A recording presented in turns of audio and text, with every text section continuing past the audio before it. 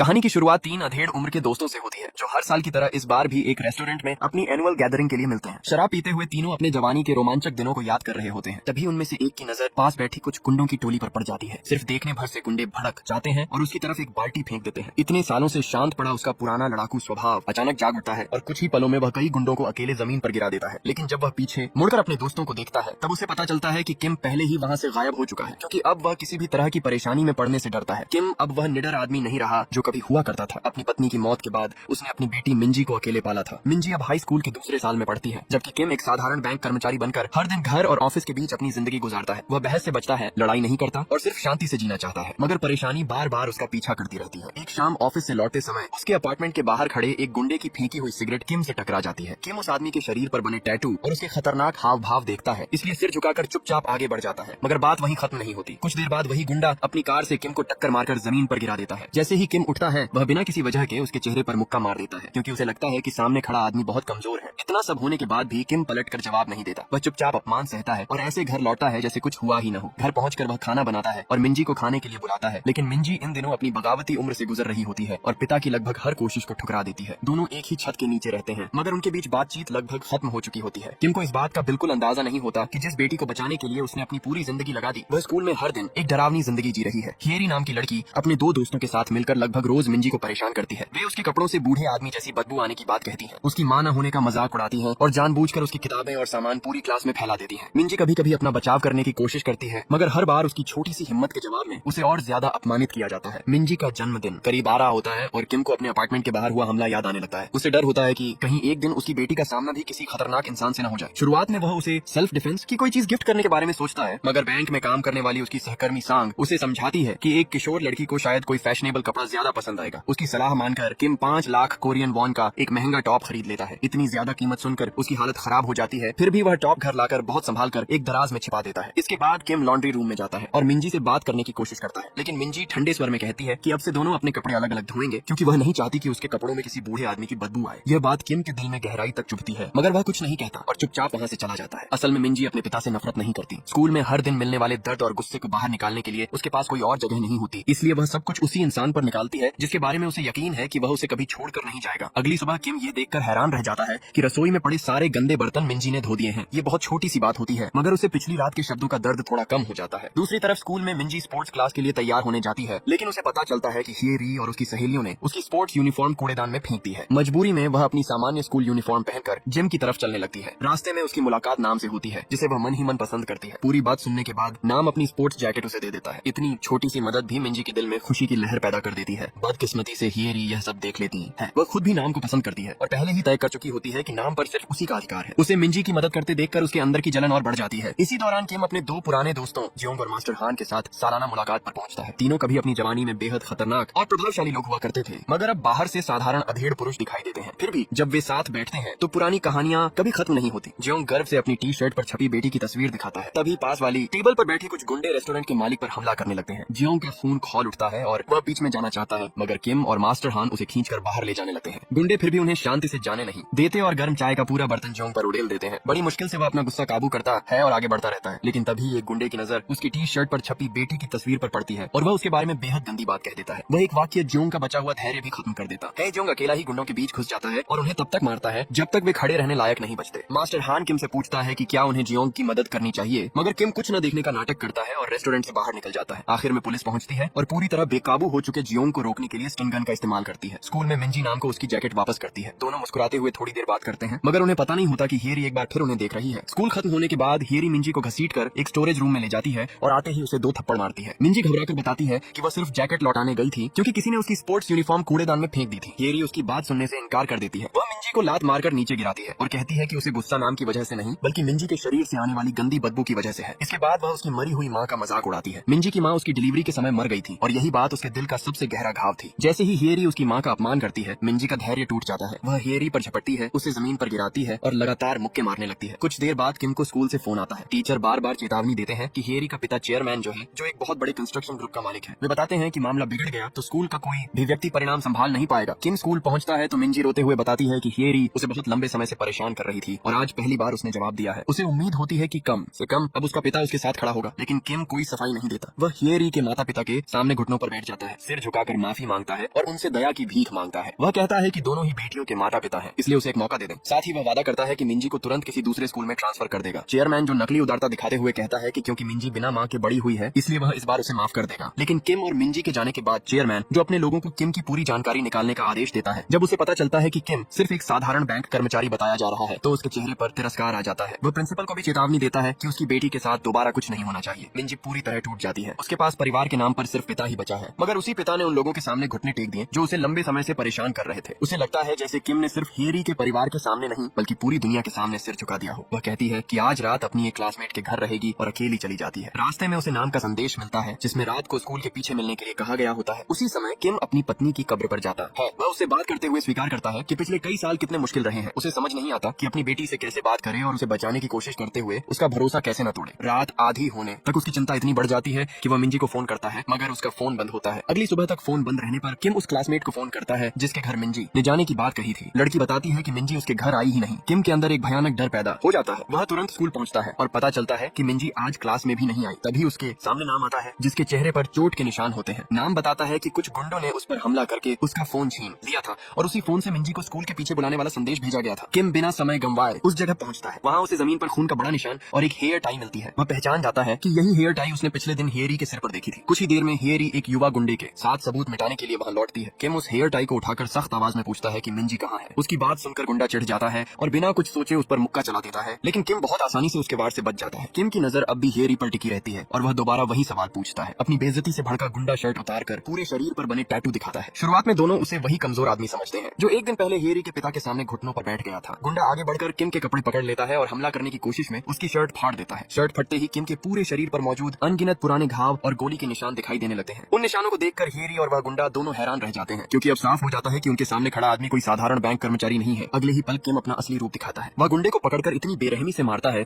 कि कुछ ही सेकंड में उसकी हालत खराब हो जाती है। किम उसे मारने से बस कुछ पल दूर होता है और बार बार सिर्फ एक ही सवाल पूछता है, मेरी बेटी कहाँ है। किम इतना खतरनाक इंसान कैसे बना, ये समझने के लिए कहानी हमें साल 2008 में ले जाती है। उस समय नॉर्थ कोरिया का एक बेहद ताकतवर और कट्टर मंत्री कई साउथ कोरियन इंटेलिजेंस एजेंटों को निशाना बना रहा था। उसे खत्म करने के लिए साउथ कोरियन इंटेलिजेंस किम को एक ऐसे मिशन पर भेजती है जिसमें जिंदा वापस लौटने की उम्मीद लगभग नहीं थी। यही पता चलता है कि किम असल में नॉर्थ कोरिया का रहने वाला था और वहाँ एक एलीट ऑफिसर के रूप में काम करता था। किम मिशन को सफलतापूर्वक पूरा करता है और एक बड़े विस्फोट में उस मंत्री को मार देता है। दुनिया को यही लगता है कि उस धमाके में किम भी मारा गया। खबरों में उसे ऐसा नॉर्थ कोरियन अधिकारी बताया जाता है जिसे विदेशी ताकतों ने भ्रष्ट कर दिया और जिसने अपने देश के एक देशभक्त नेता की हत्या करके गद्दारी की, लेकिन असल में किम उस विस्फोट से बच गया था। मिशन पूरा करते ही वह तुरंत साउथ कोरिया के एक अस्पताल पहुंचता है जहां उसकी पत्नी उनकी बेटी मिंजी को जन्म दे रही होती है। यही पता चलता है कि किम ने अपनी मौत का नाटक इसलिए किया था क्योंकि वह पहले ही परिवार बसा चुका था और अपनी पुरानी हिंसक जिंदगी से हमेशा के लिए निकलना चाहता था। मगर उसी दिन उसकी जिंदगी पर सबसे बड़ा दुख टूट पड़ता है। मिंजी को जन्म देते समय उसकी पत्नी की मौत हो जाती है। मरने से पहले वह मिंजी को किम की जिम्मेदारी में सौंपती है और उससे अपनी पुरानी हिंसक जिंदगी हमेशा के लिए भूल जाने की विनती करती है। वह चाहती है कि उस पल के बाद किम सिर्फ उनकी बेटी का पिता बनकर जिए। किम उसकी आखिरी इच्छा पूरी करने का वादा करता है, मगर साउथ कोरियन अधिकारियों ने पहले यह मिशन आखिरी होने की बात कही थी। फिर भी वे बाद में उसे और ऑपरेशंस के लिए इस्तेमाल करना चाहते हैं। आखिरकार किम उनके सामने ऐसी गोपनीय जानकारी उजागर करने की धमकी देता है जिससे देश के राष्ट्रपति तक खतरे में पड़ सकते थे। मजबूर होकर अधिकारी उसे आजादी दे देते हैं। इसके बाद किम एक साधारण साउथ कोरियन नागरिक की तरह जीवन शुरू करता है। वह इतना शांत और सामान्य बनकर रहता है कि कोई उसके अतीत पर शक भी नहीं कर सकता। किम अपनी पूरी जिंदगी अकेले मिंजी को पालने में लगा देता है। पत्नी के बिना बेटी की देखभाल करना उसके लिए बेहद मुश्किल था, मगर हर परेशानी उस समय छोटी लगने लगती थी जब मिंजी उसकी तरफ देखकर उसे पापा कहती थी। फिर भी उसकी आजादी की एक शर्त थी, साउथ कोरियन इंटेलिजेंस उस पर लगातार नजर रखेगी और जिस दिन उसने अपनी असली काबिलियत दुनिया के सामने दिखाई उसी दिन उसकी शांत जिंदगी खत्म हो जाएगी। इसी वजह से किम ने सालों तक अपमान, मारपीट और बेइज्जती सहकर भी जवाब नहीं दिया। लेकिन अब उसकी इकलौती बेटी गायब थी। इतने सालों से निभाए हर नियम का कोई मतलब नहीं बचा था। किम धीरे से सिर उठाता है और उसकी आंखों से कमजोरी का आखिरी निशान भी गायब हो जाता है। अगले ही पल वह गुंडे को इतनी बेरहमी से मारता है कि उसका पूरा चेहरा खून से भर जाता है। वह उसका गला पकड़कर बर्फ जैसी ठंडी आवाज में मिंजी के बारे में पूछता है। अब हेरी और गुंडा दोनों बुरी तरह डर जाते हैं। जान बचाने के लिए वह लड़का पिछली रात की पूरी सच्चाई बता देता है। किम के घुटनों पर बैठकर माफी मांगने और मिंजी को दूसरे स्कूल में भेजने का वादा करने के बाद भी हेरी शांत नहीं हुई थी। उसे लगा कि मिंजी का पलटकर लड़ना उसके अधिकार के खिलाफ खुली चुनौती थी, इसलिए उसने उसे सबक सिखाने का फैसला किया। हेरी के आदेश पर गुंडों ने पहले नाम को अगवा करके पीटा और उसका फोन छीन लिया। फिर उसी फोन से मिंजी को स्कूल के पीछे बुलाया गया। मिंजी को लगा कि नाम उससे मिलना चाहता है, इसलिए वह अकेली वहां पहुंच गई। मगर वहां हेरी, उसकी 2 सहेलियां और कई युवा अपराधी उसका इंतजार कर रहे थे। इस बार मिंजी ने शांत रहने से इनकार कर दिया। उसने कहा कि वह अपने पिता की तरह दबकर नहीं रहेगी और जवाब में लड़ने लगी। उसने हेरी को जमीन पर गिराकर सबके सामने उसकी बेइज्जती कर दी। अपमान से पागल हो चुकी हेरी ने जमीन से ईंट उठाई और मिंजी के सिर पर मार दी। मिंजी तुरंत नीचे गिर गई और जमीन पर खून फैलने लगा। वहां मौजूद कुछ छात्र घबरा गए और एक ने एम्बुलेंस बुलाने की कोशिश की, लेकिन गुंडों को डर था कि उन्हें जिम्मेदार ठहराया जाएगा, इसलिए उन्होंने सबके फोन छीन लिए। इसके बाद उन्होंने गोल्ड टूथ गैंग के वो नामी नाम के अपराधी को फोन किया और मिंजी की उस लाश को ठिकाने लगाने के लिए कहा जिसे वे मरा हुआ समझ रहे थे। हियरी ने खुलेआम बताया कि उसका पिता चेयरमैन जो है और पैसे की कोई कमी नहीं होगी। जैसे ही गोल्ड टूथ को चेयरमैन जो का नाम सुनाई दिया, वह तुरंत दिलचस्पी लेने लगा और वू को काम स्वीकार करने का आदेश दे दिया। उसके आदमी आए, मिंजी को कार की डिक्की में डाला और वहाँ से ले गए। सफर के दौरान गोल्ड टूथ ने चुपके से अपने फोन की रिकॉर्डिंग चालू कर दी। उसने चालाकी से हियरी से कहलवा लिया कि ईंट उसी ने मारी थी ताकि बाद में इस रिकॉर्डिंग का इस्तेमाल चेयरमैन जो के खिलाफ कर सके। पूरी बात सुनते ही किम घर लौटा है। वह एक छिपी हुई अलमारी के सबसे गहरे हिस्से को खोलता है और वर्षों से बंद पड़ा कॉम्बैट इक्विपमेंट बैग बाहर निकालता है। कुछ ही देर में वह डरावनी शांति के साथ गोल्ड टूथ गैंग की इमारत पर पहुंच जाता है। जो भी अपराधी उसके सामने आता है वह उसे बिना रुके गिराता चला जाता है। एक कमरे में उसे एक ब्लैक मार्केट डॉक्टर दिखाई देता है जो एक जवान कैद लड़की के अंग निकालने की तैयारी कर रहा होता है। किम जमीन से कुल्हाड़ी उठाकर इतनी सटीकता से फेंकता है कि ऑपरेशन तुरंत रुक जाता है। दूसरी तरफ वू और बाकी अपराधी शोर सुनकर भागने की कोशिश करते हैं। वो खिड़की से कूदता है मगर सीधे उस लगभग अदृश्य धारदार तार के जाल में फंस जाता है जिसे किम पहले ही तैयार कर चुका था। किम उसे पकड़ता है और बार बार उसका सिर पानी के अंदर दबाकर मिंजी की जगह पूछता है। वो घमंड में उसका मजाक उड़ाता है और कहता है कि उसके मुक्के किसी कमजोर औरत जैसे हैं। किम बिना कुछ कहे जेब से एक सिक्का निकालता है और उंगलियों के बीच उसे कुचल देता है। इसके बाद वह बैग से बंदूक निकालकर वो की जांघ में गोली मारता है। वह शांत स्वर में बताता है कि वो अभी सिर्फ इसलिए जिंदा है क्योंकि किम अभी मानना चाहता है कि मिंजी जिंदा हो सकती है। उसी समय वो के फोन पर गोल्ड टूथ का संदेश आता है। किम फोन छीनकर वॉइस कॉल करने की कोशिश करता है मगर गोल्ड टूथ तुरंत शक कर लेता है क्योंकि वो ने कभी खुद से उसे कॉल नहीं किया था। वह अपने लोगों को पूरी बातचीत मिटाने और फोन नष्ट करने का आदेश देता है। किम सिर्फ आखिरी संदेश पढ़ पाता है जिसमें लिखा होता है कि लड़की की बॉडी पहले ही ठिकाने लगाई जा चुकी है। वे शब्द किम को अंदर से तोड़ देते हैं। उसे अपनी मरती हुई पत्नी याद आती है जिसने उसका हाथ पकड़कर हिंसक जिंदगी छोड़ने की विनती की थी। उसने कहा था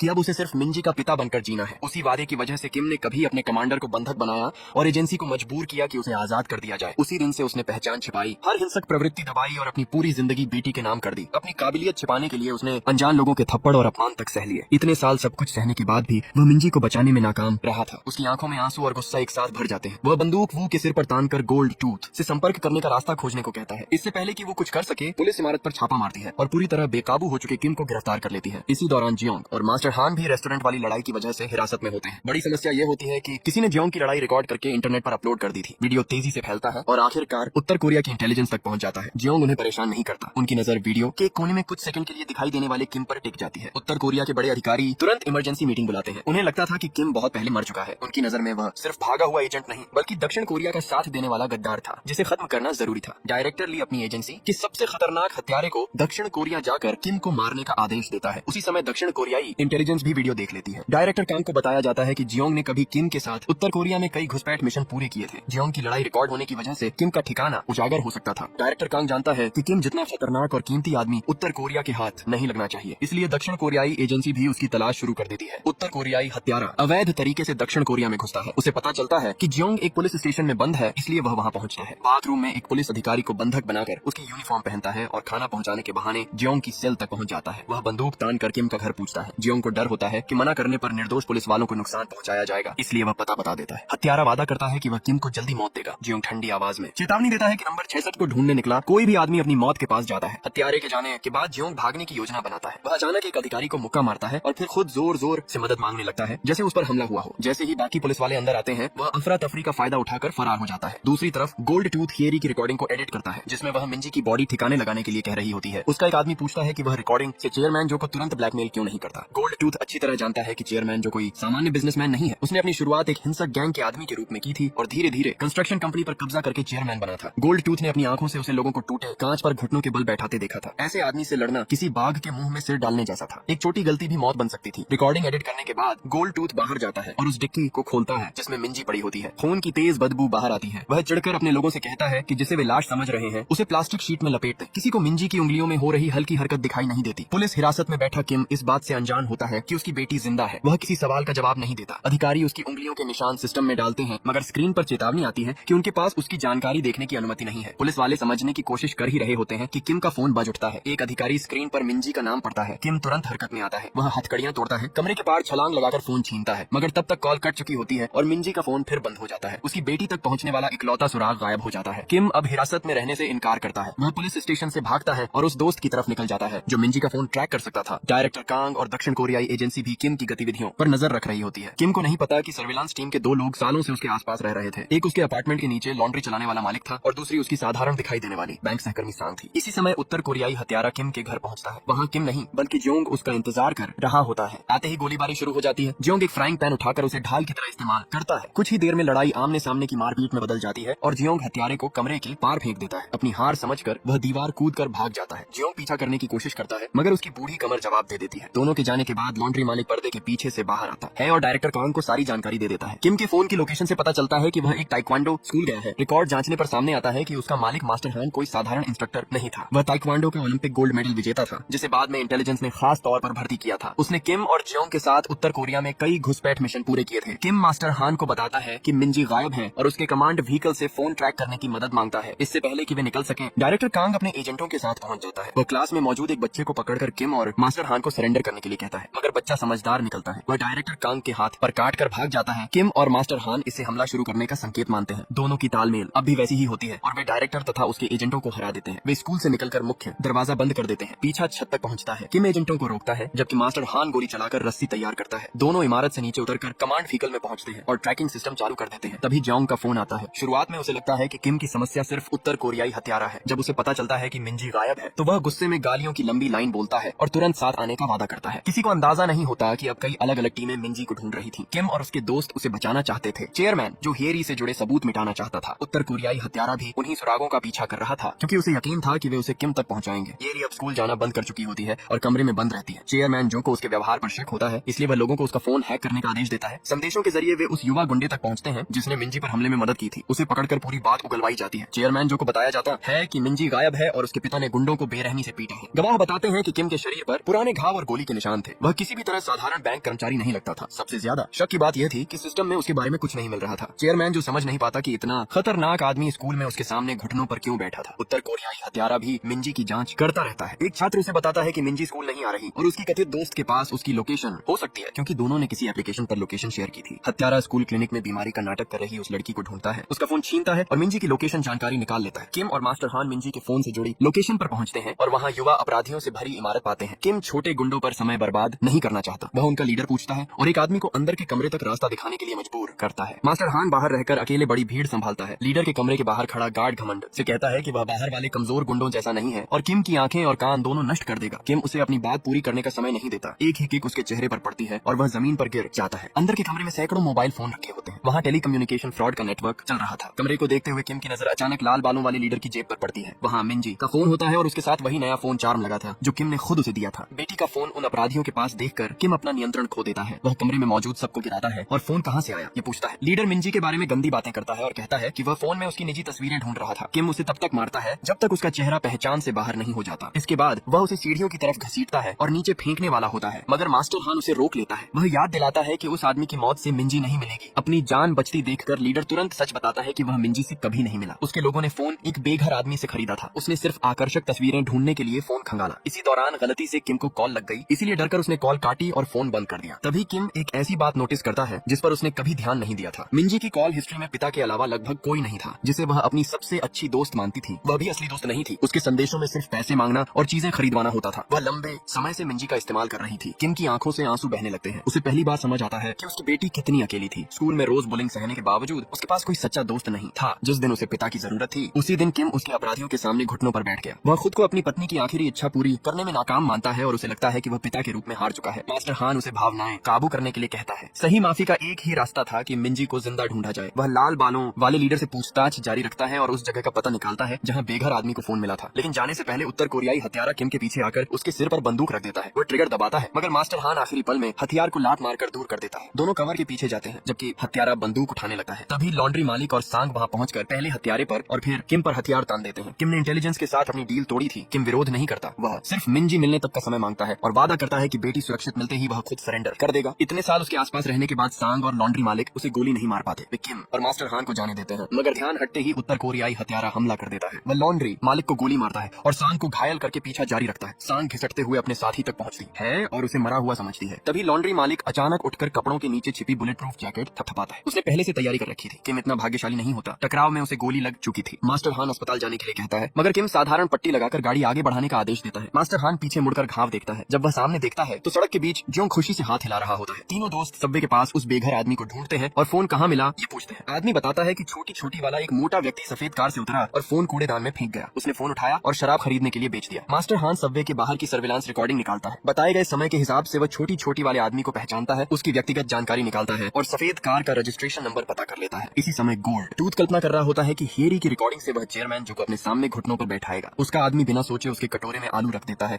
और पूछता है कि क्या चेयरमैन जो से उसका कोई पुराना हिसाब है। आलू देखते ही गोल्ड टूथ पागलों की तरह उस आदमी पर हमला कर देता है, क्योंकि आलू उसकी जिंदगी के सबसे बड़े अपमान का प्रतीक थे। कई साल पहले चेयरमैन जो एक रीडेवलपमेंट प्रोजेक्ट आगे बढ़ाना चाहता था, मगर इलाके के लोग घर छोड़ने को तैयार नहीं थे। उसने उस समय के गैंग लीडर को गोल्ड टूथ को इमारत से नीचे फेंकने का आदेश दिया। फिर सबके सामने दावा किया गया कि कमजोर बिल्डिंग की वजह से एक सफाई कर्मी गिरा था। इस हादसे को बहाना बनाकर पूरे इलाके को गिरा दिया गया। गोल्ड टूथ किसी तरह बच गया। ठीक होने के बाद उसने अपने पुराने बॉस को मारकर गैंग पर कब्जा कर लिया। बाद में लोगों को इकट्ठा करके चेयरमैन जो से बदला लेने गया, मगर दोनों की ताकत में बहुत अंतर था। चेयरमैन जो के लोगों ने उसे बुरी तरह हरा दिया। उसकी इज्जत पूरी तरह खत्म करने के लिए उन्होंने गर्म आलुओं का पूरा बर्तन उसके मुंह में ठूंस दिया और उसके दांत एक एक करके उखाड़ दिए। गोल्ड टूथ को कुत्ते की तरह दया मांगनी पड़ी। वह अपमान उसे आज तक परेशान कर रहा था। अब उसे लगता था कि मिंजी की कथित लाश चेयरमैन जो के खिलाफ परफेक्ट हथियार है। वह अपने लोगों को उसे रेफ्रिजरेटेड स्टोरेज में रखने का आदेश देता है और ब्लैकमेल की तैयारी करता है। उसे पता नहीं होता कि मिंजी जिंदा है। फ्रीजर के अंदर मिंजी धीरे धीरे होश में आती है और बैग से बाहर निकलती है। वो दरवाजा ढूंढती है, मगर वह बाहर से बंद होता है। वह जितना भी दरवाजा पीटे और मदद के लिए चिल्लाए, कोई जवाब नहीं देता। गोल्ड टूथ पहले एक आदमी को मिंजी की बॉडी की फोटो खींचने का आदेश देता है ताकि चेयरमैन जो को सबूत भेज सके। फिर उसे डर होता है कि आदमी गलती कर देगा, इसलिए वह खुद फोटो लेने का फैसला करता है। फ्रीजर में जाने से पहले वह चेयरमैन जो को हियरी की कबूलनामे वाली रिकॉर्डिंग भेजता है और अकेले मिलने की मांग करता है। अपने घर में चेयरमैन जो सीधे हियरी से पूछता है कि क्या उसने किसी को मार दिया। पहले वह इनकार करती है, मगर पिता के लगातार सवालों के बाद मान लेती है कि उसने मिंजी को ईंट मारी थी। चेयरमैन जो उसे इस बात के लिए थप्पड़ मारता है कि उसने उसे तुरंत नहीं बताया और बॉडी हटाने के लिए गोल्ड टूथ को बुला लिया। अगले ही पल वह हियरी को सीने से लगाता है और कहता है कि उसने चाहे जो किया हो वह उसे बचाएगा। पिता के जाने के बाद हियरी के चेहरे से डर गायब हो जाता है। उसे शुरू से पता था कि उसका पिता अपराध साफ कर देगा। गोल्ड टूथ फ्रीजर में प्रवेश करता है। कदमों की आवाज सुनकर मिंजी छिप जाती है। वह धीरे धीरे उसके ठिकाने की तरफ बढ़ता है, जबकि मिंजी खुद में सिमट कर कांप रही होती है। इससे पहले कि वह उसे देख सके, चेयरमैन जो का फोन आता है। गोल्ड टूथ बाहर जाकर कॉल उठाता है। पुरानी बेइज्जती का बदला लेने के लिए गोल्ड टूथ मांग करता है कि चेयरमैन जो खुद जिन के दांत उखाड़े और उसे साथ लेकर मीटिंग पर आए। जिन वही आदमी था जिसने सालों पहले उसके दांत निकाले थे। लोकेशन भेजकर गोल्ड टूथ पूरे आत्मविश्वास से इंतजार करने लगता है। चेयरमैन जो धमकी पसंद नहीं करता, वह जिनको आदेश देता है कि मिंजी के कथित मर्डर का पूरा दोष गोल्ड टूथ पर डाल दिया जाए। इसके बाद वह बड़ी फोर्स लेकर उससे मिलने की तैयारी करता है। किम, मास्टर हान और जियोंग सफेद कार की लोकेशन खोजने ही वाले होते हैं। ट्रैकिंग 95% तक पहुंच चुकी होती है। तभी एक पुल पर खड़ा डायरेक्टर कांग डेटोनेटर दबाता है और मास्टर हान का कमांड व्हीकल विस्फोट में घिर जाता है। सौभाग्य से गाड़ी सुरक्षात्मक सामग्री से बनी थी। जोरदार झटके के बावजूद ट्रैकिंग सिस्टम चलता रहता है। किम टूटी गाड़ी की परवाह नहीं करता और स्क्रीन को तब तक देखता रहता है जब तक ट्रैकिंग 100% पहुंचकर सफेद कार की लोकेशन नहीं दिखा देती। पुल से डायरेक्टर कांग चिल्लाकर किम को बाहर आने का आदेश देता है। मास्टर हान पहले बाहर आता है। पहले से गुस्से में वह हवा में छलांग लगाकर स्पिनिंग किक मारता है, जबकि डायरेक्टर कांग उस पर गोली चलाता है। किक निशाना चूक जाती है, मगर सभी एजेंटों का ध्यान मास्टर हान पर चला जाता है और किम भाग निकलता है। सांग, लॉन्ड्री मालिक और बाकी एजेंट पहुंचते हैं तो मास्टर हान दोबारा हमला करता है और डायरेक्टर कांग को पुल के किनारे तक धकेल देता है। एजेंटों से बचने के लिए वह जियोंग को संकेत करता है और खुद नदी में कूद जाता है। जियोंग उसे पानी में गायब होते देखता है, एजेंटों के सामने जाता है और हाथ उठाकर सरेंडर कर देता है। किम सफेद कार से जुड़े पोर्ट की तरफ तेजी से बढ़ता है। कार पहचान कर वह इलाके के इकलौते ऑफिस में घुसता है। मिंजी की तस्वीर दिखाता है और उसकी लोकेशन पूछता है। दो गुंडे साथ हमला करते हैं, मगर कुछ ही समय में दोनों जमीन पर खून से लथपथ पड़े होते हैं। फ्रीजर के बाहर गोल्ड टूथ को अपने पीछे हल्की आवाज सुनाई देती है। उसे याद आता है कि बाहर आते समय दरवाजा पूरी तरह बंद नहीं हुआ था। वह मुड़ता है और उसकी नजर मिंजी से मिल जाती है, जिसे वह मरी हुई समझ रहा था। उसे खड़ा देखकर वह समझ नहीं पाता कि क्या हो रहा है। मिंजी वापस अंदर भागकर दरवाजा बंद कर लेती है और इस बार गोल्ड टूथ को बाहर लॉक कर देती है। गोल्ड टूथ अपने लोगों को चाबी लाने के लिए फोन करता है, मगर उसे पता नहीं कि किम उन्हें पहले ही हरा चुका था। घायल गुंडों में से एक पूछता है कि क्या किम चेयरमैन जो के लिए काम करता है। किम के चेहरे पर उलझन देखकर वह मान लेता है कि मिंजी फ्रीजर के अंदर है। वह कहता है कि उन्होंने उसे मारा नहीं था, उन्हें सिर्फ उस चीज को हटाने के लिए कहा गया था जिसे वे एक बॉडी समझ रहे थे। बॉडी शब्द सुनते ही किम का गुस्सा खतरनाक स्तर पर पहुंच जाता है। वह चेतावनी देता है कि मिंजी मरी हुई मिली तो वहाँ मौजूद हर इंसान उसके साथ मरेगा। इसके बाद वह कार में भाग रहे एक गुंडे का पीछा करता है। उसे तुरंत रोकने के बजाय बार बार भागने की उम्मीद देता है और फिर उसकी कार को टक्कर मारता है जैसे कोई बिल्ली चूहे के साथ खेल रही हो। जब कार पूरी तरह नष्ट हो जाती है, किम आदमी को बाहर खींचता है और फ्रीजर तक ले जाने का आदेश देता है। रास्ते में कई गैंग सदस्य उन्हें घेर लेते हैं। किम अपने कैदी को एक शिपिंग कंटेनर में बंद करता है और बाकी लोगों से कहता है कि सब एक साथ आ जाएं क्योंकि उसके पास समय नहीं है। कुछ मिनट बाद वह कंटेनर खोलता है। कैदी बाहर देखता है तो हर गुंडा बेहोश पड़ा होता है। डर से कांपते हुए वह फ्रीजर की दिशा दिखाता है। अचानक तेज रफ्तार कार किम और उस आदमी को टक्कर मार देती है। ड्राइवर उत्तर कोरियाई हत्यारा नंबर 76 होता है। किम और नंबर 76 तुरंत लड़ने लगते हैं। किम उसे कई बार गिराता है, मगर वह बार बार खड़ा हो जाता है क्योंकि उसका एक ही मकसद था। वह अपने बड़े भाई असली नंबर 66 की मौत का बदला लेना चाहता था। जब किम उसे चौक होल्ड में फंसा लेता है तो अचानक उसके असली नाम से बुलाता है। बचपन में किम ने नंबर 66 को अपने छोटे भाई से विदा लेते देखा था और उस बच्चे का नाम नहीं भूला था। किम उसे छोड़कर बताता है कि उसने नंबर 66 को नहीं मारा। ट्रेनिंग कैंप में दोनों कभी प्रतिद्वंद्वी थे, मगर बाद में भाइयों जैसे बन गए और कई बार एक दूसरे के लिए जान दांव पर लगाई। आखिरी मिशन में एक विस्फोट ने नंबर 66 की एक टांग नष्ट कर दी थी। उसे पता था कि वह बच नहीं पाएगा, इसलिए उसने किम को अकेले निकलने का आदेश दिया। किम ने इनकार किया और दोस्त के साथ मरने तक के लिए बंदूक उठा ली। नंबर 66 ने अपनी आखिरी ताकत लगाकर उसे रोका और जिंदा रहने का आदेश दिया। उसी आखिरी इच्छा के कारण किम ने विरोध बंद किया और दक्षिण कोरियाई इंटेलिजेंस के हाथों पकड़ा गया। बाद में उसे पता चला कि पूरा मिशन जाल था। उस समय डायरेक्टर ली एजेंसी का प्रमुख नहीं था। उसने मिशन की जानकारी दक्षिण कोरिया को लीक की ताकि ऑपरेशन की नाकामी से उसका सीनियर बर्बाद हो जाए और वह पद अपने लिए ले सके। किम नंबर 66 के आखिरी शब्द दोहराता है। नंबर 76 को याद आता है कि बचपन में अलग होते समय उसके भाई ने वही बात उससे कही थी। आखिरकार उसे यकीन हो जाता है कि किम उसके भाई की मौत का जिम्मेदार नहीं था। दूसरी तरफ जियोंग, जिसने सिर्फ सरेंडर का नाटक किया था, एजेंटों की गाड़ी से भाग निकलता है। हवा और नदी के बहाव का अंदाजा लगाकर वह उस जगह पहुंचता है जहां मास्टर हान किनारे आने वाला था। कुछ देर बाद मास्टर हान पानी से बाहर आता है और अपने साथ लगभग डूब चुके डायरेक्टर कांग को भी घसीट रहा होता है, जिसे शायद तैरना नहीं आता था। दोनों जानते हैं कि डायरेक्टर उनका पीछा नहीं छोड़ेगा, इसीलिए अलग होने का फैसला करते हैं। जियोंग हर नुकसान में भी फायदा ढूंढ लेता है। वह इंटेलिजेंस की गाड़ी और फोन चुरा लेता है। डायरेक्टर कांग का बैंक कार्ड लिमिट खत्म होने तक इस्तेमाल करता है और हथियारों से भरी गाड़ी तैयार कर लेता है। फ्रीजर के अंदर मिंजी अपने पिता के साथ बिताई जिंदगी याद करती है। उसे अपने हर क्रूर शब्द पर पछतावा होता है और वह बेबस बैठने से इनकार कर देती है। गोल्ड टूथ का एक घायल आदमी घिसकते हुए वापस आता है। मिंजी चुपचाप दरवाजा खोलती है। गोल्ड टूथ खुला दरवाजा देखकर चाकू के साथ अंदर आता है। मिंजी उसके पास से निकलती है, घायल गुंडे को धातु की चीज से मारती है और बाहर निकलने का रास्ता ढूंढने लगती है। उसी समय जिन चेयरमैन जो के लोगों के साथ वहां पहुंच जाता है। मिंजी पास के गोदाम में छिप जाती है। किम आखिरकार फ्रीजर तक पहुंचता है और पागलों की तरह उसे ढूंढता है। पहले उसे सिर्फ जमी हुई लाशें दिखाई देती हैं। उसे लगता है कि मिंजी भी उनमें हो सकती है और वह पूरी तरह टूट जाता है। तभी फ्रीजर की बर्फ पर लिखा एक संदेश दिखाई देता है। किम मिंजी की लिखावट पहचान जाता है और तुरंत समझ जाता है कि वह जिंदा है। वह बाहर दौड़ता है, कंटेनरों के ऊपर चढ़ता है और इलाके में नजर दौड़ाता है। दूर उसे मिंजी बाहरी दीवार पार करके सड़क की तरफ जाती दिखाई देती है। वह पूरी ताकत से उसका नाम चिल्लाता है, मगर तेज बारिश आवाज दबा देती है। मिंजी नहीं सुनती और दीवार के उस पार गायब हो जाती है। जिन गोल्ड टूथ तक पहुंचता है, उसे याद आता है कि सालों पहले उसने अपने हाथों से गोल्ड टूथ के दांत निकाले थे। वह इस बात से गुस्से में होता है कि इस गैंगस्टर ने चेयरमैन को धमकी देने की हिम्मत कैसे की। वह अपने आदमियों से गोल्ड टूथ के नए सुनहरे दांत एक एक करके उखड़वाता है। खून में डूबा गोल्ड टूथ आखिरकार बताता है कि मिंजी जिंदा है। वह हंसकर चेतावनी देता है कि उस लड़की का पिता असली राक्षस है, जिन अपने लोगों के साथ मिंजी को ढूंढने निकल जाता है और एक आदमी को गोल्ड टूथ खत्म करने के लिए छोड़ देता है। गोल्ड टूथ आखिरी ताकत लगाकर उस आदमी पर टूट पड़ता है और बार बार चाकू मारता है। सड़क पर पहुंची मिंजी गुजरती कारों को रोकने की कोशिश करती है, मगर कोई नहीं रुकता। जब वह उम्मीद छोड़ने लगती है, तभी एक गाड़ी धीमी होती है। खुद को बचा हुआ समझकर मिंजी अंदर बैठ जाती है और थकान से सीट पर आंखें बंद कर लेती है। वह नहीं जानती कि कार की पिछली सीट पर चेयरमैन जो बैठा है। किम मिंजी तक न पहुंच पाने के बाद सांग और लॉन्ड्री मालिक को फोन करता है। वह सर्विलांस फुटेज देखने की विनती करता है और वादा करता है कि मिंजी मिलते ही सरेंडर कर देगा। दोनों डायरेक्टर कांग को उसकी बात बताते हैं और एक बेबस पिता की आखिरी मदद करने के लिए कहते हैं, मगर डायरेक्टर कांग इसे अलग अवसर की तरह देखता है। उसके लिए मिंजी किम की इकलौती कमजोरी थी और वह उसे पहले ढूंढकर किम पर दबाव बनाना चाहता था। सिस्टम उस गाड़ी की पहचान कर लेता है जिसमें मिंजी बैठी थी। शुरुआत में कोई नहीं समझता कि वह चेयरमैन जो की कार है। पिछली सीट पर बैठा चेयरमैन उस लड़की को देखकर मुस्कुराता है जो अनजाने में खुद उसके हाथ आ गई थी। अब वह मिंजी का इस्तेमाल करके हेरी को बचा सकता था और किम की असली पहचान भी पता कर सकता था। मिंजी के चेयरमैन जो के घर पहुंचने की खबर मिलते ही डायरेक्टर कांग छापा मारने की तैयारी करता है। ऑपरेशन शुरू होने से पहले सांग चुपके से किम को संदेश भेज देती है कि मिंजी चेयरमैन जो की कार में गई थी। मास्टर हान भी किम के पास पहुंच जाता है और दोनों साथ में वहां निकलते हैं। चेयरमैन जो मिंजी को पूछताछ से पहले नहाने और कपड़े बदलने देता है। मिंजी चालाकी से हेरी से जुड़ी बातें छिपाती है। वह कहती है कि प्रिंसिपल के ऑफिस से निकलने के बाद उस पर हमला हुआ और उसकी आंख फ्रीजर में खुली। वह हेरी का नाम नहीं लेती, मगर चेयरमैन जो उसकी कहानी समझ जाता है, उसे यह भी पता होता है कि कार में बैठने के बाद मिंजी ने सोने का नाटक किया था। शुरुआत में उसने चेयरमैन को पीछे बैठे नहीं देखा था, फिर उसकी आवाज सुनी जो कह रहा था कि उसकी बेटी के दुश्मन खुद उसके पास आ गई। मिंजी समझ गई थी कि वह एक खतरे से निकलकर दूसरे में आ गई है, इसलिए उसने आंखें बंद रखी। अब वह मासूम बनकर चेयरमैन को बचाने के लिए धन्यवाद देती है और पिता को कॉल करने के लिए फोन मांगती है। चेयरमैन साफ मना करता है और कहता है कि वह उसे मारने वाला है। मिंजी भागती है, मगर दरवाजे पर खड़े गार्ड उसे पकड़ लेते हैं। चेयरमैन सिरिंज लेकर पास आता है और बताता है कि हेरी उसकी सबसे कीमती चीज है। उसकी बेटी कोई भी अपराध करे, वह हर बार उसे बचाएगा। सिरिंज लगाने से पहले डायरेक्टर कांग और उसके एजेंट मुख्य दरवाजा तोड़कर अंदर आ जाते हैं। चेयरमैन अपने लोगों से मिंजी को बेसमेंट में बंद करने के लिए कहता है। डायरेक्टर कांग पूरे घर की तलाशी का आदेश देता है और लड़की सौंपने की मांग करता है, मगर जिन बेसमेंट की तरफ जाने वाले हर एजेंट को हरा देता है। तभी डायरेक्टर कांग को डिप्टी मिनिस्टर का फोन आता है। वह बिना कानूनी अधिकार के नागरिक के घर में घुसने के लिए उसे डांटता है और पीछे हटने का आदेश देता है। किम और मास्टर हान बाहर से सब देख रहे होते हैं। उन्हें सांग और लॉन्ड्री मालिक अलग दिशा में जाते दिखाई देते हैं और समझ आता है कि शायद डायरेक्टर कांग ने कोई छिपी योजना बनाई है। दोनों अलग अलग जाने का फैसला करते हैं। कुछ देर बाद डायरेक्टर कांग एक सुनसान जगह पर सांग से मिलता है। उसकी गाड़ी से मिंजी बाहर आती है। घर पर हुआ सार्वजनिक छापा सिर्फ ध्यान भटकाने के लिए था। उसी दौरान सांग और लॉन्ड्री मालिक बेसमेंट में घुसे गार्डों को हराया और मिंजी को बाहर ले आए। मिंजी ये जानकर हैरान होती है कि साधारण लॉन्ड्री मालिक असल में एजेंट चोई है। सवाल पूछने से पहले डायरेक्टर कांग उसे अपनी कार में बैठाकर इंटेलिजेंस हेडक्वार्टर ले जाता है। एजेंट चोई को मिंजी का इस्तेमाल किम के खिलाफ करना गलत लगता है, मगर वह खुलेआम आदेश नहीं डाल सकता। उन्हें पता नहीं होता कि किम पीछे लगा हुआ है। वह आखिरी वाहन की सुरक्षा कर रहे एजेंट को स्टील वायर से खींच लेता है। दो आदमी गाड़ी से उतरकर जांच करने आते हैं। किम एक का मुंह दबाता है, उसका हथियार छीनता है और दूसरे के पैर में गोली मारता है। फिर उन्हें बताने पर मजबूर करता है कि मिंजी को इंटेलिजेंस हेडक्वार्टर ले जाया जा रहा है। वह उनकी गाड़ी चुराकर रेडियो पर डायरेक्टर कांग को चेतावनी देता है कि मिंजी के एक बाल को भी नुकसान हुआ तो वहाँ मौजूद हर इंसान मारा जाएगा। डायरेक्टर कांग को भरोसा नहीं होता कि बेटी मिलने के बाद किम सरेंडर करेगा। हेडक्वार्टर पहुंचकर वो मिंजी को इंट्रोगेशन रूम में बंद करता है और टैक्टिकल टीम तैनात कर देता है। मगर किम और उसके दोस्त पहले ही 2 बड़ी तैयारियां कर चुके होते हैं। जियोंग पुराने हथियारों के स्टोरेज से भारी मात्रा में एडवांस्ड इक्विपमेंट इकट्ठा करता है। दूसरी तरफ मास्टर हान इंटेलिजेंस की एक गाड़ी के नीचे लटक कर सीधे हेडक्वार्टर के अंदर पहुंच जाता है। वह सिक्योरिटी गार्ड को पकड़कर उसका एक्सेस कार्ड लेता है, इलेक्ट्रिकल कंट्रोल रूम की जगह देखता है और इमरजेंसी मैप याद कर लेता है। एक सफाई कर्मचारी से मजाकिया अंदाज में बातचीत करने के बाद वह उसे बांधकर वेंटिलेशन सिस्टम में घुस जाता है। पावर रूम में एक बोतल पानी को पतली डोरी से जोड़ता है और दूसरी तरफ डोरी इलेक्ट्रिक स्विच के ऊपर रख देता है। ढक्कन इतना ढीला छोड़ता है कि पानी धीरे धीरे नीचे पहुंचे। योजना ये होती है कि मिंजी को निकालने तक पानी सिस्टम पर गिरेगा और पूरी इमारत अंधेरे में डूब जाएगी। डायरेक्टर कांग सर्विलांस रूम में मिंजी से पूछताछ करता है। वह बताता है कि किम उत्तर कोरियाई जासूस था। 10 साल से ज्यादा समय तक उसने शांति से जिंदगी बिताई, मगर अचानक दोबारा सक्रिय होकर उत्तर कोरिया का ध्यान अपनी तरफ खींच लिया। डायरेक्टर जानना चाहता है कि इतना खतरनाक आदमी किस वजह से सब कुछ दांव पर लगा सकता है। मिंजी हियरी के साथ हुई लड़ाई और उसके बाद हुए बदले की पूरी कहानी सुनाती है। डायरेक्टर कांग अविश्वास में हंसने लगता है। उसे यकीन नहीं होता कि अनगिनत हिंसक ऑपरेशन पूरे कर चुका पूर्व हत्यारा 2 स्कूल जाने वाली लड़कियों की लड़ाई की वजह से फिर मैदान में उतर आया। मिंजी भी सदमे में होती है, जिसे वह कमजोर और दब्बू पिता मानती थी। वह असल में एक खतरनाक ऑपरेटिव था। पूछताछ पूरी होने से पहले डायरेक्टर को पता चलता है कि डिप्टी मिनिस्टर आ रहा है। वह मिंजी को आइसोलेशन रूम में छिपा देता है। डिप्टी मिनिस्टर अवैध छापे पर उसे डांटता है और मिंजी छोड़ने का आदेश देता है। डायरेक्टर कांग उस पर चेयरमैन जो से फायदा लेने और अपराधी को बचाने का आरोप लगाता है। वह चेतावनी देता है कि किम अपनी बेटी के लिए पूरे देश को उलट रहा है। मिंजी चेयरमैन के पास गई तो दोनों मर सकते हैं। आइसोलेशन रूम में मिंजी को ऊपर से कोई बुलाता सुनाई देता है। वह सिर उठाती है तो वेंट के अंदर मास्टर हान दिखाई देता है। वह उसे ऊपर खींच लेता है और दोनों डक्ट के रास्ते आगे बढ़ते हैं। उसी समय पानी इलेक्ट्रिकल सिस्टम तक पहुंच जाता है। पूरी इमारत की लाइट बंद हो जाती है और अलार्म बजने लगते हैं। मास्टर हान मिंजी को पार्किंग लेवल तक ले आता है। जमीन पर उतरते ही डायरेक्टर कांग और बड़ी टैक्टिकल फोर्स सामने आ जाती है। उसने उनका रास्ता पहले ही समझ लिया था। मास्टर हान मिंजी से कहता है कि 3 गिनते ही इमरजेंसी एग्जिट की तरफ भागे। वह फ्लैश ग्रेनेड, स्मोक ग्रेनेड और गोलियों से उसे बचाता है। पूरी पार्किंग धुएं और अफरा तफरी से भर जाती है। डायरेक्टर कांग जल्दी समझ जाता है कि किसी एजेंट को गोली नहीं लगी। मास्टर हान ब्लैंक फायर कर रहा था। वह अपनी टीम को असली गोलियां चलाने का आदेश देता है। गोलियों की बारिश में मास्टर हान और मिंजी गाड़ियों के पीछे छिपते हैं। जब टीम उन्हें चारों तरफ से घेर लेती है तो मास्टर हान सफेद कपड़ा उठाकर सरेंडर का नाटक करता है। अचानक डिप्टी मिनिस्टर चीख कर सबको रुकने के लिए कहता है। एक पतली स्टील केबल उसकी गर्दन के चारों तरफ लिपटी होती है। वह कठपुतली की तरह चलता है क्योंकि दूसरे सिरे को पकड़ने वाला आदमी उसकी जान नियंत्रित कर रहा था। ऊपर किम खड़ा होता है। इतने खतरे पार करने के बाद वह आखिरकार अपनी बेटी को देखता है। किम डिप्टी मिनिस्टर की जान के बदले डायरेक्टर कांग और टैक्टिकल टीम से हथियार नीचे रखने को कहता है। डायरेक्टर इतना जुनूनी हो चुका होता है कि डिप्टी मिनिस्टर के मरने पर भी गोली चलाने का आदेश देता है। टैक्टिकल कमांडर एक बड़े सरकारी अधिकारी की जान खतरे में डालने से इनकार करता है और टीम को रुकने को कहता है। डायरेक्टर कांग खुद गोली चलाने की कोशिश करता है, मगर जियोंग मशीन गन लेकर प्रकट होता है और दीवार पर असली गोलियां चलाकर चेतावनी देता है। इसके बाद वह मशीन गन मास्टर हान को देता है और अपनी गाड़ी से लैंडमाइन जैसी चीज निकालता है। वह उसे जमीन पर रखकर कहता है कि यह आवाज और हलचल से सक्रिय होती है। कोई एक उंगली भी हिलाएगा तो पूरी जगह उड़ जाएगी। मरने का शौक रखने वाला इसे आजमा सकता है। सब डर से स्थिर हो जाते हैं। मिंजी किम के पास दौड़कर उसे कसकर गले लगा लेती है। पिता और बेटी आखिरकार मिल जाते हैं। जियोंग की गाड़ी बुरी तरह क्षतिग्रस्त होती है, इसलिए वे टैक्टिकल कमांडर से चाबी छीन लेते हैं। जियोंग नकली माइन का रिमोट पकड़कर सबको हाथ ऊपर रखने का आदेश देता है। किम और उसके दोस्त मिंजी को गाड़ी में बैठाते हैं। गेट से निकलते समय डिप्टी मिनिस्टर को बाहर फेंक देते हैं। सुरक्षित होने के बाद किम सबसे पहले रेस्टोरेंट जाने के लिए कहता है, क्योंकि मिंजी ने कई दिनों से ठीक से खाना नहीं खाया था। वह अपनी बेटी से उस दर्द को न समझ पाने के लिए माफी मांगता है जिससे वह गुजर रही थी। मिंजी रोते हुए उसके सीने से लग जाती है और अपने हर कठोर शब्द के लिए पछतावा करती है। अगर कहानी का यह पिता और बेटी वाला हिस्सा आपके दिल को छू रहा है तो वीडियो को लाइक जरूर करें और चैनल को सब्सक्राइब कर लें। आगे की कहानी में खतरा पहले से भी कई गुना बढ़ने वाला है। चारों रेस्टोरेंट में प्रवेश करते हैं और लंबे समय बाद साथ मुस्कुराते हैं। उन्हें पता नहीं होता कि जिन चुपके से उन पर नजर रख रहा है चेयरमैन, जो फोन करके किम और मिंजी दोनों को पकड़ने का आदेश देता है। वह उस आदमी की असली पहचान जानना चाहता है जिसने कभी उसके सामने घुटने टेके थे। खाना खाने के बाद वे हंसते हुए निकलते हैं, मगर रास्ते में कई बड़े ट्रक उनकी गाड़ी को घेर लेते हैं। प्रशिक्षित हमलावर उनकी पूरी कार उठाकर एक ट्रांसपोर्ट कंटेनर में डाल देते हैं। किम मिंजी को शांत करता है और कहता है कि डरने की जरूरत नहीं। मास्टर हान जियोंग को कोई बेवकूफी न करने की चेतावनी देता है। जियोंग मानता है कि यही हीरो जैसी एंट्री का सही समय है और जोर जोर से दुश्मन को ललकारने लगता है। बात पूरी होने से पहले उसे कंटेनर में फैलती नींद की गैस की गंध आती है। वह दावा करता है कि एक बार पूरा महीना नहीं सोया था और गैस उसका कुछ नहीं बिगाड़ सकती। अगले ही पल वह खिड़की पीटकर मास्टर हान से छत खोलने की भीख मांगने लगता है ताकि कार के अंदर लौट सके। गाड़ी शांत हो जाती है तो जिन समझता है कि सब बेहोश है। वह लोगों से किम और मिंजी को पकड़ने तथा मास्टर हान और जियोंग को मारने के लिए कहता है। कंटेनर खुलते ही मास्टर हान गाड़ी तेज कर देता है और कार ट्रक से बाहर निकल जाती है। जिन बड़ी फोर्स इकट्ठा करके किम और मास्टर हान को घेरता है जबकि खुद मिंजी को लेने ट्रक में जाता है। बेहोश दिखाई दे रहा जियोंग अचानक उठ बैठता है। वह मिंजी को सुरक्षित जगह ले जाकर जिनके सामने खड़ा हो जाता है। बाहर किम और मास्टर हान हमलावरों से लड़ते हैं। किम देखता है कि मिंजी वाला ट्रक चलने लगा है, इसलिए बाकी दुश्मनों को मास्टर हान के लिए छोड़कर पास की पहाड़ी की तरफ दौड़ता है। ट्रक की गति और दिशा का अंदाजा लगाकर वह ढलान से छलांग लगाता है और बिल्कुल सही जगह उसकी छत पर उतरता है। किम ड्राइवर केबिन तक पहुंचता है, ड्राइवर को बाहर फेंकता है और ट्रक अपने नियंत्रण में ले लेता है। अंदर जियोंग जिनको संभलने का कोई मौका नहीं देता। जिन जवाब देने की कोशिश करता है तो जियोंग उसकी कलाई काट लेता है और उसे तब तक पीटता है जब तक वह दया मांगने नहीं लगता। किम ट्रक मोड़कर मास्टर हान को उठाता है जो सारे हमलावरों को पहले ही हरा चुका था। तीनों मिंजी को वापस गाड़ी में बैठाकर निकल जाते हैं। घर लौटने के बजाय किम सीधे चेयरमैन जो कि घर जाता है। गार्डों को हराकर उसके कमरे में घुसता है। चेयरमैन अब भी खतरा नहीं समझता। वह अपनी बेटी न बचा पाने के लिए किम का मजाक उड़ाता है और हर महीने 10 करोड़ कोरियन वॉन देकर उसे निजी नौकर बनाने की पेशकश करता है। किम उस पूरी तरह अनैतिक आदमी को देखता है और बिना चेतावनी जोरदार वार करता है। चेयरमैन दराज से चाकू निकालकर हमला करता है, मगर किम के अनुभव के सामने उसकी चालें बच्चों जैसी लगती हैं। किम हथियार छीनकर उसे तब तक मारता है जब तक वह चलने लायक नहीं रहता। खतरे का अंतर समझते ही चेयरमैन कमरे से रेंग कर बाहर निकलता है। किम मौत की तरह चुपचाप पीछा करता है। चेयरमैन सीढ़ियों से गिर जाता है। किम आखिरी वार करने वाला होता है, तभी मिंजी उसे आवाज देती है। वह नहीं चाहती कि पिता के हाथ और खून से भरे। किम चेयरमैन को जिंदा छोड़ता है, मगर मिंजी से माफी मांगने को कहता है। जान बचाने के लिए चेयरमैन कहता है कि दोनों ही बेटियों के पिता हैं, इसलिए दया दिखाए। यही शब्द किम ने स्कूल में उसके सामने घुटने टेकते समय कहे थे। अब हालात पूरी तरह उलट चुके होते हैं। चेयरमैन जो वही बेबसी और अपमान महसूस करता है जो उसने किम को दिया था। मिंजी उसे आदेश देती है कि हेरी को पुलिस के पास लेकर जाए और अपराध स्वीकार करे। किम के जाने के बाद घायल चेयरमैन नफरत से उसकी पीठ देखता है और हर अपमान का कई गुना बदला लेने की कसम खाता है। उधर डायरेक्टर कांग और एजेंट जियोंग की नकली माइन के आसपास 4 घंटे जमे रहते हैं। आखिरकार उन्हें पता चलता है कि वह पूरी तरह नकली थी, लेकिन खतरा खत्म नहीं होता। जनरल पार्क सशस्त्र फोर्स के साथ किम के घर को घेर लेता है। सरेंडर करने से पहले किम मिंजी के लिए बड़ा खाना बनाता है। वह महंगा बर्थडे गिफ्ट निकालता है जो कभी दे नहीं पाया था और आखिरकार उसका जन्मदिन मनाता है। पहली बार वह उसे सच बताता है। वह उत्तर कोरिया का ऑपरेटिव था और उसकी माँ से वादा किया था कि कभी खतरे वाली जिंदगी में वापस नहीं जाएगा। अब वह सिर्फ मिंजी का पिता बनकर जीना चाहता था, मगर अब दोनों को अलग होना होगा। शायद वे जल्दी मिले या शायद कभी नहीं। भावुक विदाई के बाद किम बाहर जाकर सेना के सामने सरेंडर कर देता है। मास्टर हान और जियोंग भी गिरफ्तार हो जाते हैं। किम जेल में होता है, जबकि चेयरमैन जो बदला लेने की तैयारी करता है वह अपने और हेरी को बचाने के लिए वकील रखता है। वकील सलाह देता है कि हालात शांत होने तक हेरी को विदेश भेज दिया जाए। चेयरमैन 6 सुनहरी गेंदों से एक ताकतवर अधिकारी को रिश्वत देता है। अधिकारी सब स्वीकार करके पुलिस जांच अपने नियंत्रण में लेने का वादा करता है। गोल्ड टूथ अपने लिए नए सुनहरे दांत बनवा लेता है। नंबर 76 भी चुपके से छोटों से ठीक होता रहता है और सही मौके का इंतजार करता है। हिरासत में किम की आंखों पर पट्टी बांधी जाती है। कुछ लोग कहते हैं कि उसे दूसरी जगह ट्रांसफर करने का आदेश मिला है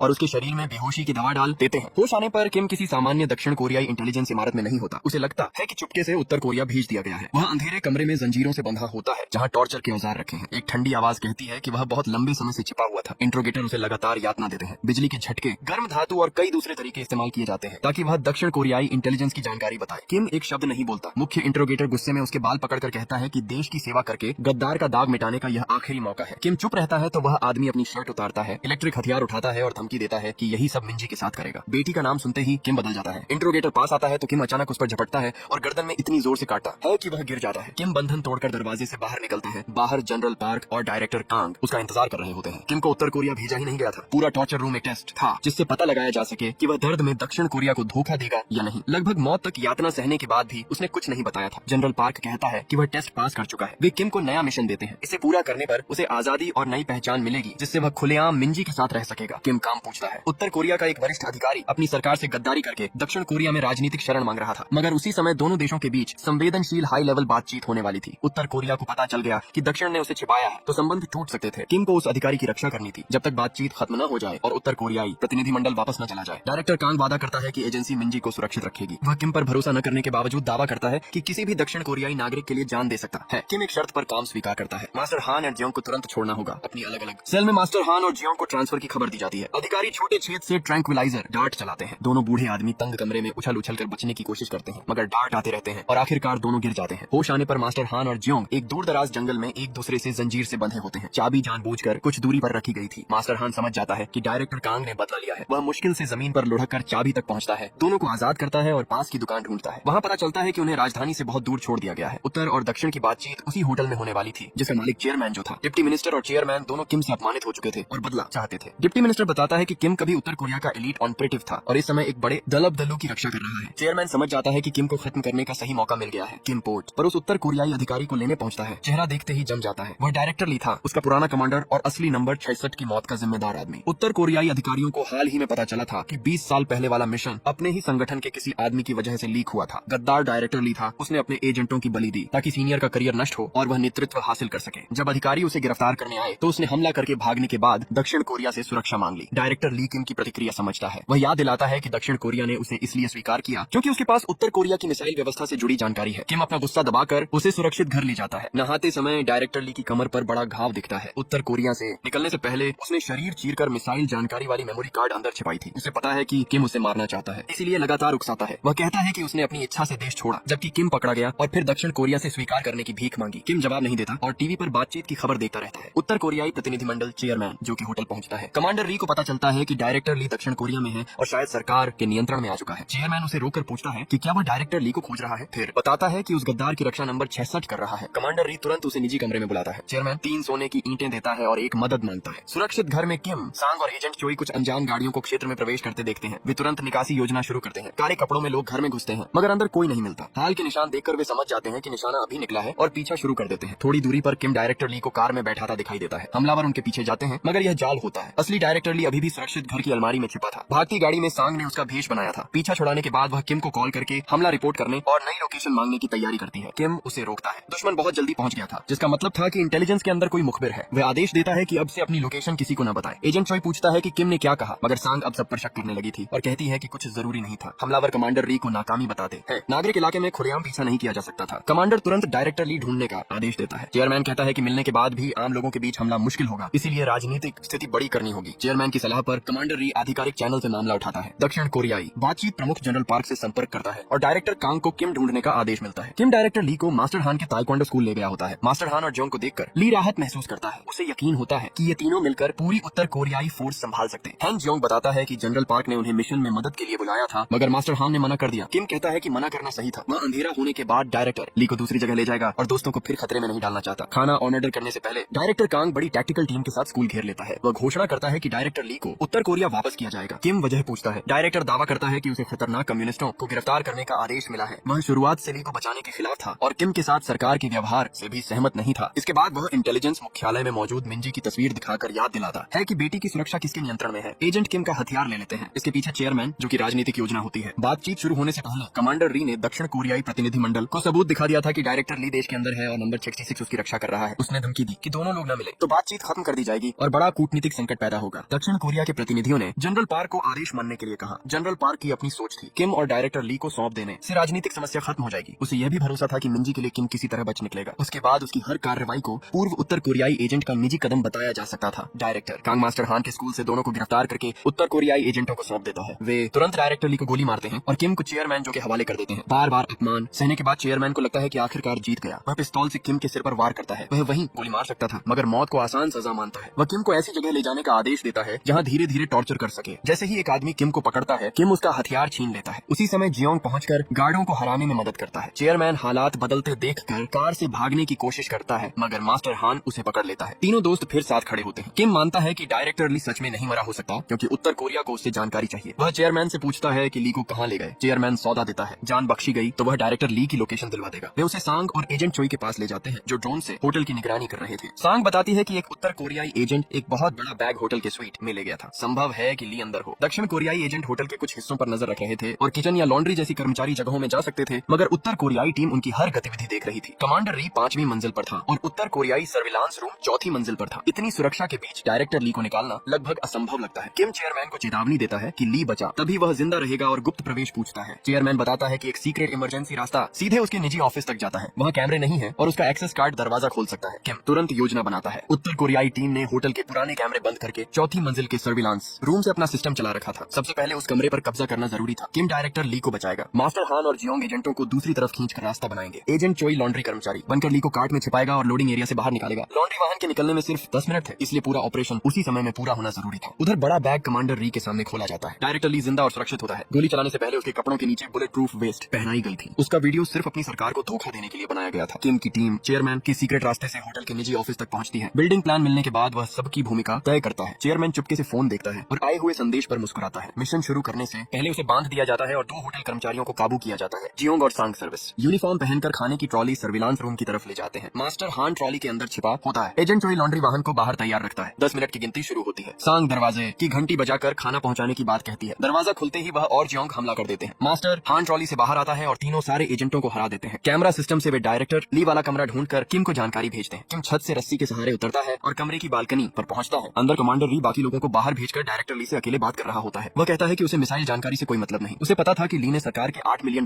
के राजनीतिक फंड को कैसीनो चिप्स में बदलकर एक निजी वॉल्ट में रखा था। वह वॉल्ट का पासवर्ड कार्ड चाहता था। कमांडर री सौदा देता है कि कार्ड मिलने पर वह चुपके से ली की रक्षा करके तीसरे देश पहुंचा देगा। डायरेक्टर ली हंसता है। उसे पहले ही अंदाजा था कि कोई पैसे के पीछे आएगा, इसलिए कार्ड दक्षिण कोरिया आने से पहले ही छिपा दिया था। तभी किम अंदर आता है, कमांडर री को बेहोश करता है और डायरेक्टर ली को लेकर निकल जाता है। अब केवल 5 मिनट बचे होते हैं। उत्तर कोरियाई एजेंटों को भटकाने के लिए जियोंग और मास्टर हान जानबूझकर गलियारे में चलते हैं और आपस में बहस करते हैं कि कौन कितने लोगों को मारेगा। सांग सर्विलांस रूम में रहकर किम से लॉन्ड्री एरिया तक सुरक्षित रास्ता ढूंढती है। तभी उत्तर कोरियाई कमांडर कमरे में कॉल करता है। कोई जवाब नहीं मिलता तो उसे गड़बड़ी का पता चलता है। सांग किम को चेतावनी देती है। किम उसे तुरंत निकलने को कहता है और और अपना रास्ता खुद ढूंढने का फैसला करता है। उत्तर कोरियाई एजेंट कमरे तक पहुंचने से पहले सांग लिफ्ट में घुस जाती है। कमांडर खराब कैमरा फीड देखकर सिस्टम ठीक करने का आदेश देता है और सिग्नल जैमर चालू कर देता है। तेज इलेक्ट्रिक शोर सबके ईयरपीस में भर जाता है। किम और उसके दोस्तों का संपर्क टूट जाता है और उन्हें मूल योजना के भरोसे आगे बढ़ना पड़ता है। इस दौरान चेयरमैन अपने ऑफिस में रस्सी खोलने की कोशिश करता है। शरीर हिलाकर वह जेब से लाइटर गिराता है और जलती लौ से रस्सी काटता है, भले ही उसके हाथ चलते रहते हैं। किम इस बात से अनजान होकर डायरेक्टर ली को होटल से निकालता रहता है। रास्ते में वह लगभग अदृश्य स्टील वायर बिछाता है जिनमें पीछा करने वाले एजेंट फंसते जाते हैं। जोंग और मास्टर हान भी एक के बाद एक समूह हराते हैं। जोंग जानबूझकर उत्तर कोरियाई एजेंटों से भरी लिफ्ट में घुस जाता है क्योंकि तंग जगह में सबको जल्दी हराया जा सकता था। अचानक पूरे होटल की बिजली बंद हो जाती है। उत्तर कोरियाई कमांडर ने कैमरे चालू होने के बाद अपनी टीम को हर जगह हारते देखा और किम के लोगों को अंधेरे में फंसाने के लिए पावर कट कर दी। होश में आने के बाद कमांडर री अपमान से बौखला जाता है और सबको सक्रिय होने का आदेश देता है। अब नया आदेश होता है कि किम और डायरेक्टर ली दोनों को किसी भी कीमत पर मार दिया जाए। किम आखिरकार डायरेक्टर ली को लॉन्ड्री एरिया तक ले आता है, मगर 10 मिनट पूरे हो चुके होते हैं। एजेंट चोई जितना रुक सकता था रुक चुका था। होटल सिक्योरिटी को शक होने लगा, इसलिए उसे अपना कवर बचाने के लिए निकलना पड़ा। अब उत्तर कोरियाई एजेंट किम और ली पर गोली चलाने लगते हैं। उनके पास न संपर्क बचा था और न वाहन। जियोंग अभी भी लिफ्ट में लड़ रहा होता है। मास्टर हान का सामना इमारत के सबसे ताकतवर आदमी से होता है। उत्तर कोरियाई कमांडर उसी ओलंपिक प्रतियोगिता में पहलवान था जिसमें मास्टर हान ने हिस्सा लिया था। उसे पता था कि हान की सबसे बड़ी ताकत उसकी किक है, इसलिए वह उसे एक तंग डिशवॉशिंग रूम में फंसा देता है जहाँ पैर चलाने की जगह नहीं होती। वह बार बार मास्टर हान के मजबूत पैर पर वार करता है जब तक वह लगभग बेकार नहीं हो जाता। दर्द सहते हुए मास्टर हान आसपास की प्लेटें उठाकर पहलवान के सिर पर तोड़ता है और आखिरकार उसे हरा देता है। मास्टर हान और जियोंग चेयरमैन के ऑफिस लौटते हैं, मगर वह रस्सी से निकल चुका होता है। हमला करने से पहले चेयरमैन एक वीडियो दिखाता है जिसमें जियोंग की बेटी और मास्टर हान का बेटा बंधक बने होते हैं। जियोंग गुस्से में उसका कॉलर पकड़ता है, मगर चेयरमैन बच्चों की जान की धमकी देकर दोनों को काबू कर लेता है। उसी समय सांग, किम और डायरेक्टर ली तक पहुंच जाती है। तीनों हमलावरों से लड़ते हुए होटल की एक गाड़ी में निकलते हैं। रास्ते में नंबर 76 सामने आकर डायरेक्टर ली पर बंदूक तान देता है। वह अपने भाई की मौत का बदला लेना चाहता था। किम उसका दर्द समझता है, मगर ली के सामने खड़ा हो जाता है। वह कहता है कि इस दुश्मन की रक्षा करना जरूरी है क्योंकि मिशन पूरा होने पर ही मिंजी सुरक्षित रहेगी। वह नंबर 77 से अभी ली को छोड़ने और बाद में मौका मिलने का वादा करता है। नंबर 76 किम पर भरोसा करके हथियार नीचे कर देता है। वे एजेंट चोई की लॉन्ड्री गाड़ी में बैठकर होटल से बाहर निकलते हैं। सिक्योरिटी से गुजरते समय एजेंट चोई मासूमियत से पूछता है कि गोलियों की आवाज क्यों आ रही थी और सब सुरक्षित है या नहीं। गार्ड कहते हैं कि कोई खतरा नहीं और उसे निकलने देते हैं। किम डायरेक्टर ली को अस्पताल ले जाने की तैयारी करता है। तभी मास्टर हान का फोन आता है। वह सिर्फ इतना कहता है कि उसे माफ कर दे। किम तुरंत समझ जाता है कि कुछ गलत है। वह डायरेक्टर ली को सांग और एजेंट चोई के पास छोड़कर अकेला चेयरमैन जो की प्रॉपर्टी की तरफ जाता है। वहाँ 2 बच्चे रस्सी से बंधे होते हैं और धातु की जाली से घिरे फाइटिंग एरिया में मास्टर हान और जियोंग खड़े होते हैं। चेयरमैन आदेश देता है कि वे किम को मारें वरना बच्चों की जान चली जाएगी। वे अपने बच्चों और भाई जैसे दोस्त के बीच चुनाव नहीं कर पाते। चेयरमैन बच्चों की दिशा में गोली चलाता है। गोली खाली होती है मगर आवाज से सब डर जाते हैं। वह कहता है कि अगली गोली असली होगी। किम दोस्तों को अपने झमेले में लाने के लिए माफी मांगता है। बच्चों को बचाने के लिए वह खुद मास्टर हान और जियोंग पर हमला करता है ताकि वे पलट कर लड़े। दोनों मजबूरी में उसे मारते हैं। कई राउंड के बाद किम खून से लथपथ जाली के सहारे खड़ा होता है। चेयरमैन पास आकर मजाक करता है कि किम मिंजी को दोबारा देखे बिना मरेगा। उसे पता नहीं कि पूरी लड़ाई योजना का हिस्सा थी। किम ने छिपे संकेतों से दोस्तों को समझा दिया था। जब भी वे उसे मार रहे थे जानबूझकर उसी हिस्से की जाली पर गिरा रहे थे जिससे वह धीरे धीरे कमजोर हो जाए। चेयरमैन पास आता है तो किम अचानक उसका गला पकड़ लेता है। मास्टर हान और जियोंग कमजोर जाली पर एक साथ हमला करते हैं। पूरा हिस्सा गिरकर चेयरमैन के ऊपर आ जाता है और वह नीचे फंस जाता है। वे बच्चों को खोलकर सुनिश्चित करते हैं कि दोनों सुरक्षित हैं। किम बाकी मामला दोस्तों पर छोड़ देता है क्योंकि एक और काम बाकी था। बच्चों की सुरक्षा के लिए मास्टर हान और जियोंग उन्हें जियोंग की पत्नी के कार्यस्थल ले जाते हैं जो मिलिट्री सिक्योरिटी कमांडर है। वह बच्चों को सैन्य जगह पर लाने के लिए गुस्से में पति को डांटती है और पूछती है कि वह फिर किम की परेशानी में क्यों पड़ा। दोनों कहते हैं कि किम ने उन्हें मजबूर नहीं किया, उन्होंने खुद दोस्त के साथ खड़े होने का फैसला किया। जियोंग की पत्नी आखिरकार बच्चों की रक्षा करने के लिए मान जाती है और दोनों निकल जाते हैं। किम डॉक्टर का भेष बनाकर अस्पताल में प्रवेश करता है। वो डायरेक्टर ली को बेहोशी की दवा देता है और व्हील चेयर पर बाहर ले जाता है। जनरल पार्क पहले ही उससे सारी मिसाइल जानकारी निकाल चुका था। बदले में ली ने मकाऊ जाने की सुरक्षा मांगी थी। जनरल पार्क ने सहमति दिखाई थी मगर बेकार हो चुके गद्दार को बचाने का इरादा नहीं था। किम बेहोश डायरेक्टर ली को नंबर 76 के हवाले करता है और कहता है कि अब उसका भाग्य पूरी तरह उसके हाथ में है। नंबर 76 किम और मिंजी के शांत भविष्य की कामना करता है। किम उसे दोबारा याद दिलाता है कि चाहे कुछ भी हो जिंदा रहना जरूरी है। डायरेक्टर ली जब होश में आता है तो खुद को समुद्र किनारे पाता है। शुरुआत में उसे लगता है कि वह मकाऊ पहुंच गया है, फिर उसे एहसास होता है कि कमर में छिपी मेमोरी कार्ड निकाली जा चुकी है। सामने उत्तर कोरियाई प्रचार वाले बोर्ड दिखाई देते हैं। उसे वापस उत्तर कोरिया भेज दिया गया था। सैनिक दौड़ते हैं तो घबराया ली समुद्र में उतरकर पानी के रास्ते भागने की कोशिश करता है। उत्तर और दक्षिण की बातचीत आखिरकार सफल हो जाती है। दक्षिण कोरियाई प्रधानमंत्री कमांडर री को चेतावनी देता है कि उसके लोग देश में काफी परेशानी कर चुके हैं। अपनी बेइज्जती छिपाने के लिए कमांडर री अपनी सरकार से घोषणा करवाता है कि डायरेक्टर ली और नंबर 66 दोनों मारे गए। अगर सच सामने आता कि सौंपे जाने के बाद दोनों निकल गए तो प्रतिनिधिमंडल अयोग्य दिखाई देता। उन्हें नहीं पता होता कि ली को ले जाने से पहले दक्षिण कोरियाई इंटेलिजेंस उसकी जरूरी सैन्य जानकारी हासिल कर चुकी थी। किम इसके बाद अपने एक बेहद अमीर और प्रभावशाली परिचित से संपर्क करता है। वह चेयरमैन जो कि पूरी कंस्ट्रक्शन कंपनी बर्बाद करने के लिए कहता है और बदले में भविष्य का कोई भी मिशन पूरा करने का वादा करता है। जोहा ग्रुप भ्रष्टाचार, रिश्वत और गैर कानूनी कारोबार की जांच में ढह जाता है। चेयरमैन से जुड़े सारे सरकारी अधिकारी गिरफ्तार हो जाते हैं। विदेश भेजी गई हियरी भी पकड़ी जाती है और मिंजी के साथ उसने जो किया उसकी सच्चाई सबके सामने आ जाती है। बुरी तरह घायल और अपमानित चेयरमैन जो को रिपोर्टरों के सामने लाया जाता है। तभी पत्रकारों के बीच छिपा गोल्ड टूथ अपना भेष हटाता है और उस आदमी पर हमला कर देता है जिसने उसकी पूरी जिंदगी बर्बाद की थी। आखिरी मिशन पूरा करने के बाद किम जनरल पार्क से मिलता है। जनरल कहता है कि दुनिया की नजर में नंबर 66 को मरना होगा। सरकार घोषणा करती है कि किम की बॉडी मिल गई है। कुछ समय बाद मिंजी उस स्मारक पर जाती है जहाँ उसके दोनों माता पिता के होने की की बात लिखी होती है। वह वापस जाने लगती है, तभी किम हाथ फैलाकर उसकी तरफ आता है। मिंजी पूरी तरह हैरान नहीं होती क्योंकि सांग ने चुपके से बता दिया था कि किम की मौत नकली थी। फिर भी वह रो पड़ती है क्योंकि उसके दिल में सचमुच डर था कि शायद पिता को दोबारा न देख पाए। डायरेक्टर कांग की व्यवस्था से किम और मिंजी को नई पहचान मिलती है। अपने ठंडे व्यवहार के बावजूद वह मिंजी को नई शुरुआत के प्रतीक के रूप में एक हेयर क्लिप देता है। एजेंट चोई किम को नया सूट देता है और कहता है कि उम्मीद है अब उसे इंटेलिजेंस बिल्डिंग के अंदर कभी नहीं देखना पड़ेगा। सांग मिंजी की दोस्त बनकर उसे स्कूल लौटने और ट्रांसफर प्रक्रिया पूरी करने में मदद करती है। किम और मिंजी नए नामों के साथ नए घर में रहने चले जाते हैं। मास्टर हान और जियोंग अपनी सामान्य जिंदगी में लौट आते हैं, मगर शिफ्टिंग के दिन मदद करने पहुंचते हैं। जियोंग हमेशा की तरह मिलिट्री स्टाइल कपड़े पहनता है। मास्टर हान, जो आमतौर पर मार्शल आर्ट्स यूनिफॉर्म में रहता था, इस बार शानदार सूट पहनकर आता है और जियोंग को मजाक उड़ाने का पूरा मौका मिल जाता है। घर सेट करने के बाद तीनों दोस्त शहर में घूमने जाते हैं। वे चश्मे की दुकान में घुसकर कई जोड़ी चश्मे पहनते हैं, मगर कुछ खरीदे बिना बाहर आ जाते हैं। सड़क पर चलते हुए मजाक करते हैं कि वे फिर से सिर्फ चश्मा पहनने वाले साधारण अधेड़ आदमी बन गए हैं। उन्हें देखकर कोई अनजान व्यक्ति कभी नहीं समझ सकता कि ये तीनों कितनी बार मौत से बचकर निकले हैं और साथ मिलकर क्या क्या सह चुके हैं। सिर्फ वे जानते हैं कि शांति से जीना, साधारण दिखाई देना और बिना डर के अधेड़ आदमी बनकर घूमना कितना मुश्किल और कीमती होता है। इसी के साथ किम और मिंजी अपनी नई जिंदगी शुरू करते हैं, मगर कुछ समय बाद किम को एक और गुप्त मिशन मिलता है, जिससे साफ हो जाता है कि उसका खतरनाक सफर शायद अभी पूरी तरह खत्म नहीं हुआ। आपके हिसाब से इस कहानी का दूसरा सीजन आना चाहिए या नहीं? जाने से पहले कमेंट में 2 बातें जरूर बताइए। पहली, अगर इस ड्रामा का सीजन 2 आता है तो क्या आप चाहते हैं कि हम उसकी पूरी कहानी भी इसी तरह आपके लिए लेकर आएं? और दूसरी, इस कहानी में आपको कौन सा किरदार सबसे ज्यादा पसंद आया? अगर वीडियो पसंद आई हो तो इसे लाइक कर दीजिए और चैनल को सब्सक्राइब कर लीजिए ताकि आगे आने वाली ऐसी ही एक्शन, थ्रिलर और इमोशनल कहानियां आपसे मिस न हो। नोटिफिकेशन बेल भी ऑन कर लेना क्योंकि अगली कहानी बहुत जल्द आने वाली है। अब हमारी मुलाकात अगली मूवी की कहानी में होगी। तब तक अपना ख्याल रखिए, सुरक्षित रहिए और खुश रहिए। पूरी वीडियो देखने के लिए बहुत बहुत धन्यवाद। फिर मिलेंगे अगली कहानी में। Good bye.